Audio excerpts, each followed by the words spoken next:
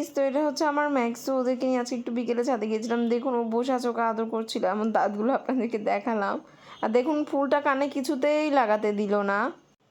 দেখুন আজকে ওয়েদারটা কত সুন্দর ছিল। আমি প্রায় 5:30টার পরে গিয়েছিলাম, তো সূর্য তো ডুবেই গিয়েছিল আর ভালো লাগছিল। এই ওয়েদারটাই ভালো লাগে, না গরম না শীত। আজকে মনে হচ্ছিল জেলখানার বন্দি কয়েদিরা মুক্তি পেয়েছে, মানে আমার ক্যান্ডি আর ম্যাক্স ওদেরকে সাথে করে নিয়ে গিয়েছিলাম। আর এত দৌড়াদৌড়ি করছিল, মনে হচ্ছিল বিশ্বযুদ্ধ করছে দুজন।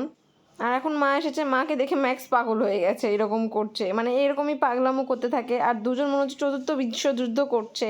আর এখানে দুজনে খেলতে খেলতে দেখুন টপ ফেলে দিয়েছে, বসতে বললে তো বসবেই না, আর দুজনে মারামারি করতেই থাকে। আর এটা হলো আমাদের গাছের বেলি ফুল, মা আমাকে দিয়েছিল।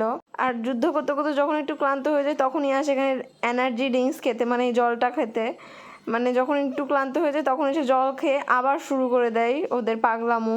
আর মা কিন্তু সব গাছে জল দিতে গিয়েছিল, আর এদেরকেও সাথে নিয়ে গিয়েছিলাম।